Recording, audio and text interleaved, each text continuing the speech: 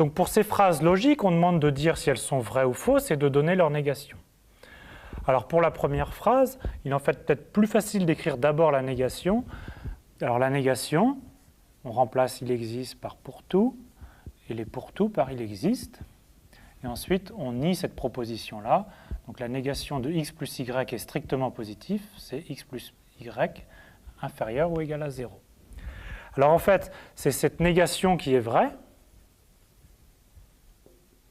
La négation est vraie. Pour chaque x appartenant à R, on peut trouver un y tel que x plus y est négatif. Par exemple, on peut choisir,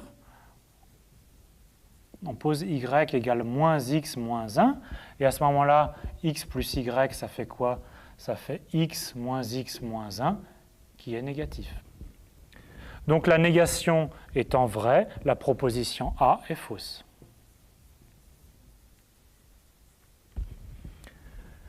La proposition B ressemble beaucoup à la négation de A, donc la proposition B est vraie.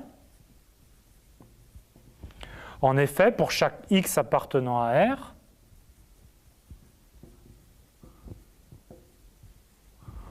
on pose y égale à moins x plus 1, et encore une fois, x plus y, ça fait ici plus 1 qui est positif.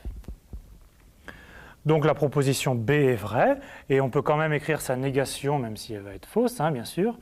La négation de pour tout, c'est il existe. La négation d'il existe, c'est pour tout. Et la négation de être strictement positif, c'est être négatif ou nul. La proposition suivante, pour tout x et pour tout y, x plus y est positif. Alors cette proposition est fausse parce qu'on va donner un contre-exemple.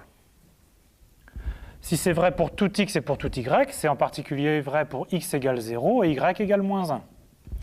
Mais pour x égale 0, y égale moins 1, on a x plus y qui est égal à moins 1, qui bien sûr n'est pas strictement positif. Donc la proposition C est fausse.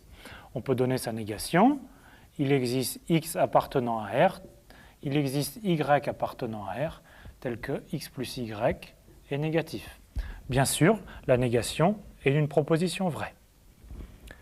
Pour la dernière assertion, est-ce qu'il existe un x tel que pour tout y carré est plus grand que x? Alors la proposition D est vraie. On peut même trouver ce x explicitement. Il suffit de prendre par exemple x égale moins 1, et on sait que, bien sûr, tout carré étant un nombre positif, c'est donc plus grand que x égale moins 1. Donc la proposition D est vraie, et on écrit quand même sa négation qui va être fausse. Pour chaque x appartenant à R, il existe y appartenant à R tel que y carré est inférieur ou égal à x.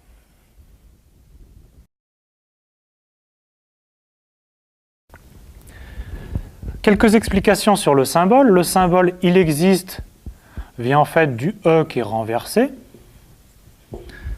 Le symbole « pour tout » vient en fait du « a » qui est renversé, donc ça vient de « for all » ou « alle » en allemand.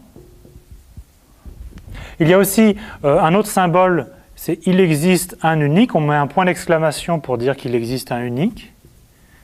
Il existe un unique x ou un unique quelque chose. Par contre, tous ces symboles ne doivent pas être utilisés comme des abréviations. Donc il ne faut pas écrire je cherche s'il existe x tel que pour tout y, j'ai, etc. Donc ça, il ne faut pas écrire ça. Soit on écrit une phrase complète en français, soit on écrit une phrase complète avec des symboles mathématiques, mais il ne faut pas mélanger les deux. Autre chose qu'il ne faut pas écrire, il ne faut pas écrire les négations de ces symboles, d'accord? Il n'existe pas, ça ne s'écrit pas comme ça, d'accord? Il ne faut pas écrire n'implique pas non plus, et il ne faut pas écrire n'est pas équivalent, d'accord? Donc n'écrivez pas les symboles barrés, comme ça n'a pas de sens concret.